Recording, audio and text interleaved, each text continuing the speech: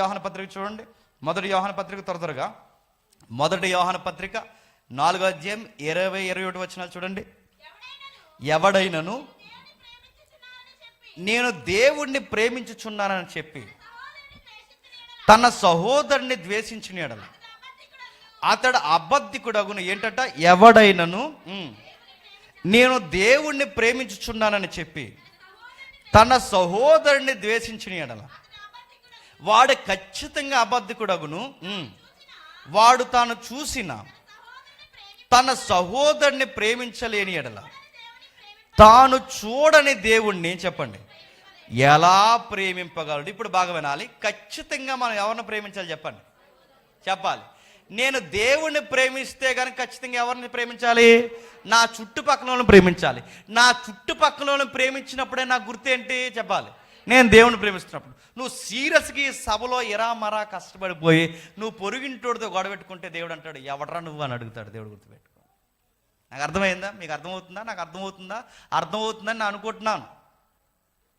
అర్థమవుతుందా మీకు? సరే, మరలా నీ పొరుగు వాడితో నీ పరిస్థితులు బాగుంటేనే, నీ పొరుగు వాడితో నీ పరిస్థితులు బాగుంటేనే నువ్వు దేవుణ్ణి సరిగ్గా ప్రేమిస్తున్నట్టు. అంటే నీ సైడ్ నుంచి ఎప్పుడూ కీడు ఉండకూడదు, వాడి సైడ్ నుంచి కీడు ఉండాలి తప్ప చెప్పండి మన సైడ్ నుంచి ఎంత తప్పు కూడా ఉండకుండా చూసుకోవాలి.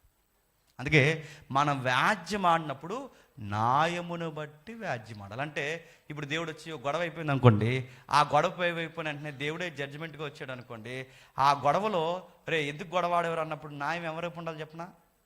అది అప్పుడు దేవుడు మన గొడవను కూడా తప్పుగా చిత్రీకరించాడు. మీకు అర్థమైతే ఇప్పుడు దేవుడు ఏమంటున్నాడు తెలుసా? ఇదిగో ఇలా ఉంది, మీరు ఇలా ఉండాలి అబ్బాయిలు అని చెప్పాడు. ఇప్పుడు చెప్పండి, పొరుగుల్ని మనం ప్రేమించగలుగుతున్నామా?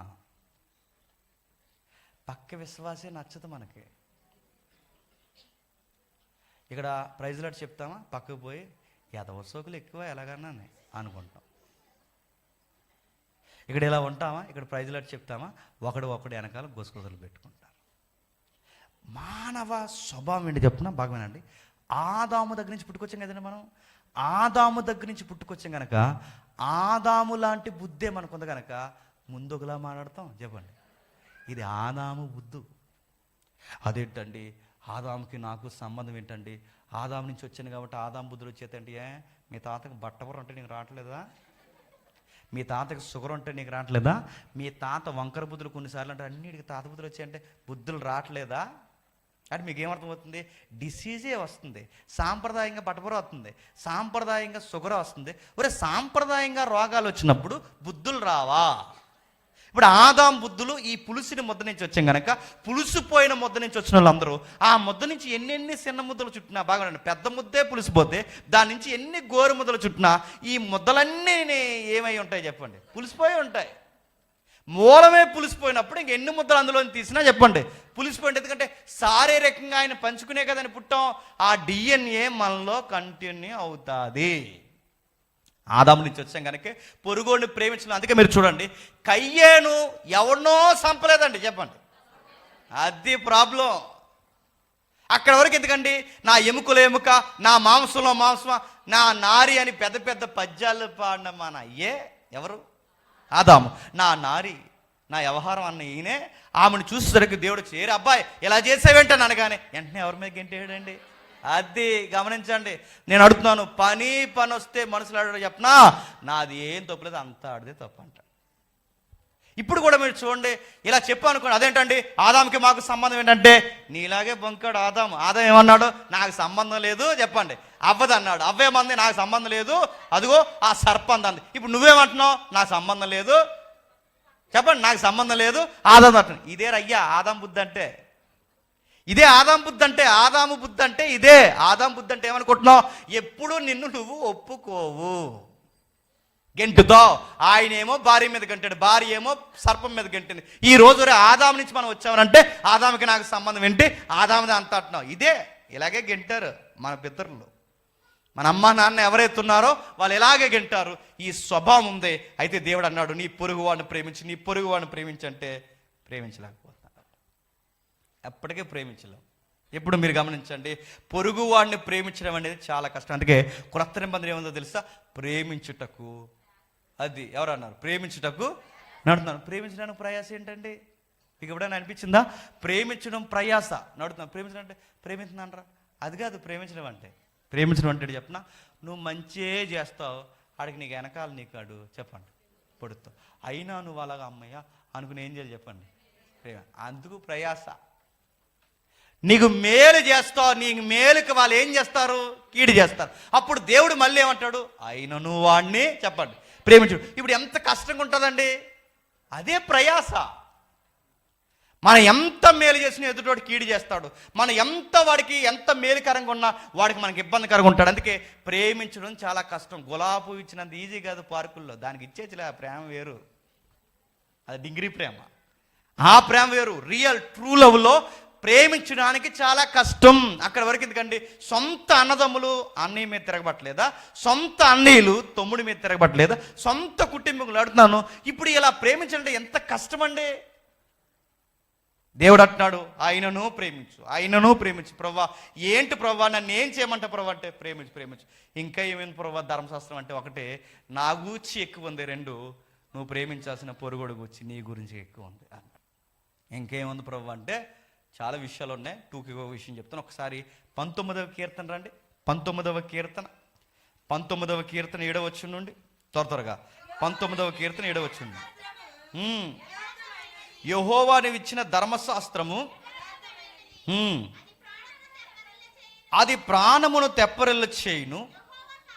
యెహోవా శాసనం నమ్మదగినది, అది బుద్ధిహీనులకు జ్ఞానము పుట్టించును. యెహోవా ఉపదేశము నిర్దోషమైనది, అది హృదయమును సంతోషపరచును. యెహోవా ఏర్పరిచిన ధర్మము నిర్మలమైనది, అది కన్నులకు వెలుగిచ్చును. యెహోవా యందలైన భయము పవిత్రమైనది, అది నిత్యము నిలుచును. యెహోవా న్యాయవిధులు సత్యమైనవి, అవి కేవలము న్యాయమైనవి. ఏమర్థమైంది? ఏమర్థం లేదని అర్థమైంది. చెప్తాను వినండి. అప్పుడు కొన్ని పదాలు నేను హైలైట్ చేసిన మీరు చదవండి. 7వ వచనం నుంచి. యెహోవా నియమించిన ధర్మశాస్త్రము యథార్థమైనది. బాగా వినాలి. ధర్మశాస్త్రం ఏంటట? యథార్థమైనది. నేను చదువుతున్న వచనాలు చూడండి. యెహోవా శాసనాలు ఎలాంటివట? నమ్మదగినవి. యెహోవా ఉపదేశాలు ఎలాంటివట? నిర్దోషమైనవి. యెహోవా ధర్మం ఎలాంటిదట? నిర్మలమైనది. యెహోవా యందలి భయం ఎలాంటిదట? పవిత్రమైనది. ఆయన యందలి భక్తి ఎలాంటిదట? నిత్యమైనది. యెహోవా యందలి న్యాయవిధులు ఎలాంటివట? సత్యమైనవి. అవి ఎలాంటివట? కేవలం న్యాయమైనవి. ఇప్పుడు చెప్పండి, ఈ పదాలన్నిటికీ పెట్టిన పేరే ధర్మశాస్త్రం. ఏంటది? ఇప్పుడు చెప్పండి. ధర్మశాస్త్రం యథార్థమైనది, ధర్మశాస్త్రం నమ్మదగినది, ధర్మశాస్త్రం నిర్దోషమైనది, ధర్మశాస్త్రం నిర్మలమైనది, ధర్మశాస్త్రం పవిత్రమైనది, ధర్మశాస్త్రం నిత్యమైనది, ధర్మశాస్త్రం సత్యమైనది, ధర్మశాస్త్రం న్యాయమైనది. ఇప్పుడు బాగానండి, ధర్మశాస్త్రం గొప్పది, ధర్మశాస్త్రం గొప్పది అని ఉంది. ధర్మశాస్త్రం గొప్పది ఎలా అయిపోయిందండి? గొప్పది కాబట్టి గొప్పది అయిపోయింది అనకంటే, ఎలా గొప్పది అయిపోయింది? బాగా వినాలి. యెహోవా, బాగా వినాలి. యెహోవా ధర్మశాస్త్రం యథార్థమైనది అన్నాడంటే, ధర్మశాస్త్రం యథార్థమైందంటే ముందు ఎవరి పేరు ఎడుతున్నాడు అక్కడ? చెప్పండి. యెహోవా. ఇప్పుడు చెప్పండి, ధర్మశాస్త్రంలోకి యథార్థత ఎలా వచ్చిందండి? యెహోవాలో ఉంది కాబట్టి వచ్చింది. మీకు అర్థం కావాలంటే ఒక ఉదాహరణ చెప్తాను. ఫోన్ ఉందా? ఇందులో లెక్కలు చేసుకోవడానికి కాల్కులేటర్ ఉంటుంది, మనకు తెలుసు కదా. 2 × 2 చెప్పండి 4 అవుద్ది. ఎంత అవుద్ది? అడుగుతున్నాను. మనకు 2 అంకం ఎవరు నేర్పించారండి? టీచర్ గారు నేర్పించారు. దీనికి ఎవరు నేర్పించాడండి? దీనికి ఎవరైనా నేర్పించాడా? 2 × 4 అని చెప్పు.